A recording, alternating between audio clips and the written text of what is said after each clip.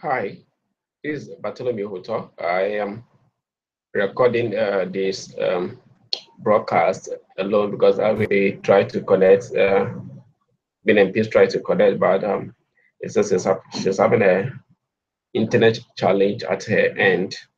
So we probably going to meet tomorrow to further discuss the case study for Noodle and Company. I think Noodle and Company is one of the best cases so far I've ever read.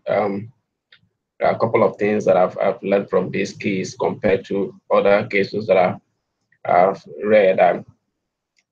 One thing that I've loved about Aaron Kennedy and his team is about learning so fast and to be able to, you know, realize their mistakes and try to readdress them and be on point and to be able to grow the company to this stage. And even as they think of how to grow as a company, whether that you pursue a franchise model or also to go private or have a joint or strategic partners that they can, work with.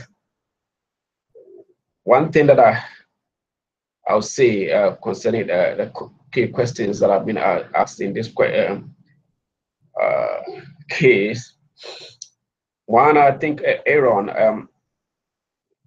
found an attractive opportunity when he realized that a lot of people actually like noodles, and based on the taste and the opportunity that he found in New York when he entered into that restaurant, and he was able to develop a business plan that he used to be able to grow the company.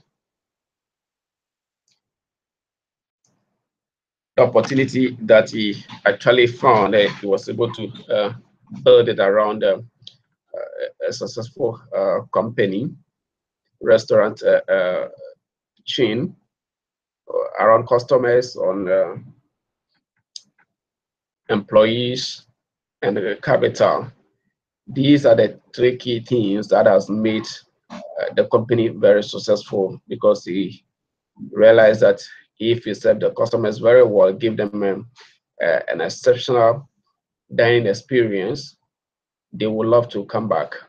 And he has built upon that, and through the values and the cultures that they have developed as a restaurant chain, they were able to grow the company to that level.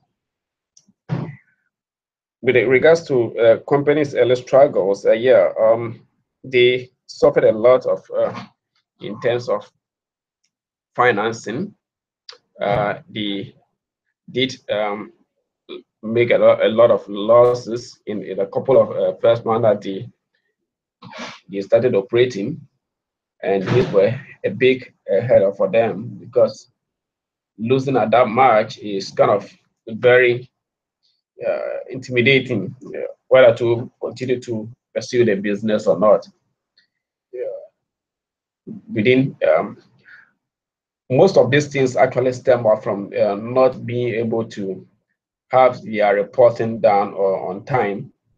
That is why they never realize that they have lost $18,000 in the first month and $12,000 in the subsequent 2 months, and that has actually crept into a lot of a problem. And they also made some bad decisions as to how he actually accepted a loan from a single investor that became a convertible, eventually converted to equity. That is also another mistake that he actually made it. That became an early part of the struggle for the company.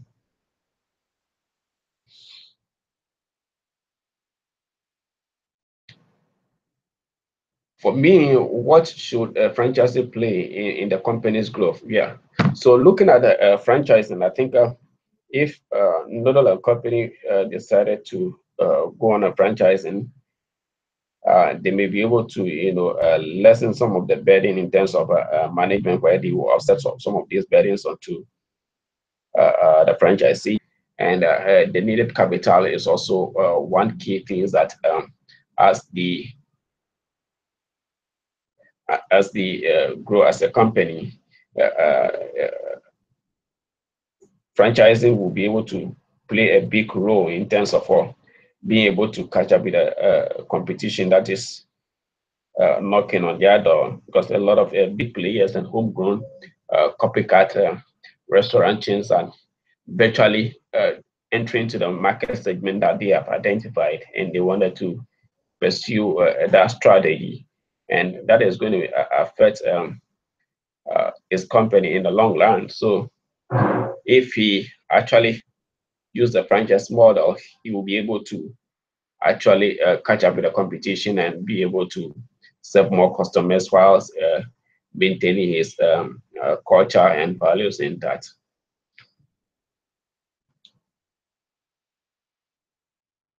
Talking about advantages,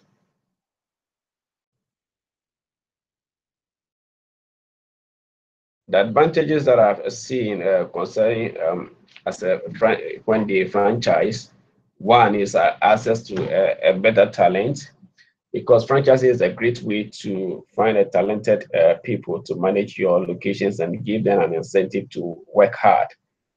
Most qualified and hardworking people generally prefer to invest in running a business in return for profit rather than as an employee. So by franchising, uh, Noodles and company will be able to get a better talent that will work harder to build a business that will bring in hiring someone that can work for them. The second advantage that I look at is easy expansion capital, because franchising is a good way to obtain an expansion capital, because your franchisees pay to buy the outlet in your chain, and so you can grow the number of locations without tapping much of your own capital or needing to request financing from banks or investors. So this is one of the advantages that Noodles and company will be able to take advantage of. Another advantage that I look at in terms of the franchising is it minimizes growth risk. Franchising can generate high return, financial returns for relatively little risk. Unlike adding a company owned outlet, uh, not a company can franchise and you can put a little money into adding each location. If that become a good business model, yeah, you can earn high royalties from the sales of those outlets. The percentage you can earn can be many times what you would have earned if you open or run the outlets themselves. Few disadvantages that I've seen is less control over the managers. In regards to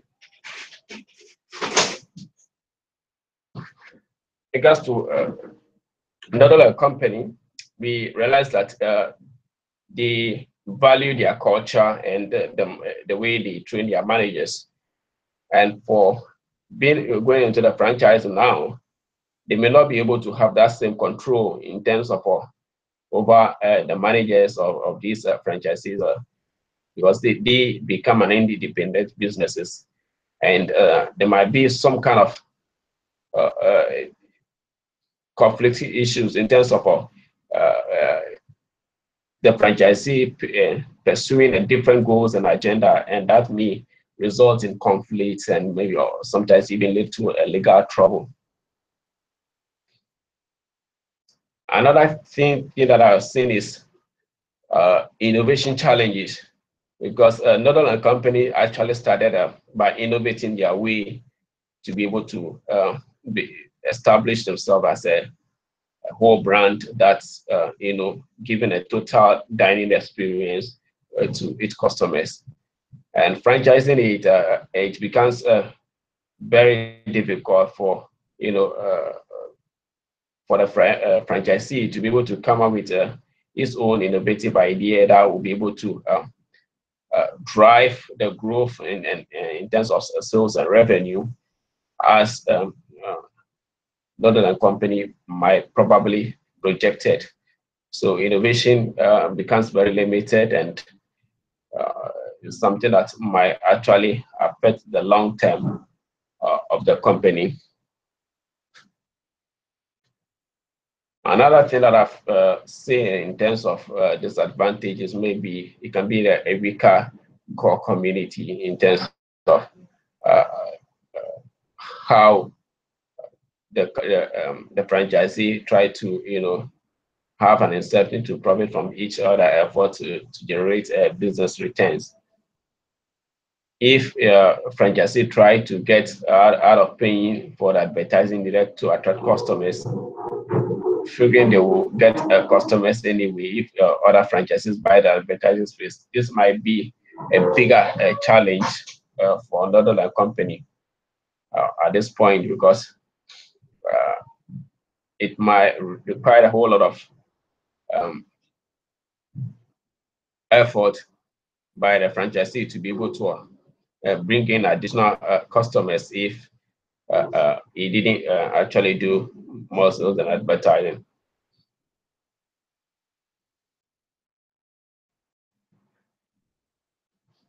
So in this case, for me,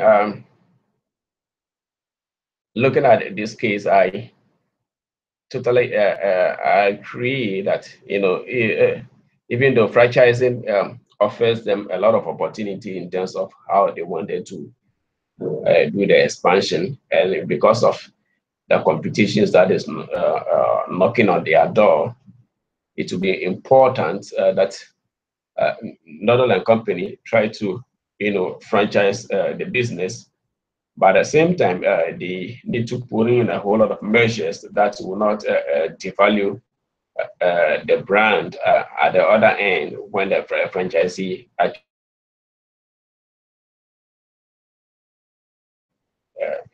there's something that they need to look at it very critically before entry into such kind of contractual agreements with the franchisees. At this point, growing, trying to stay private and grow private,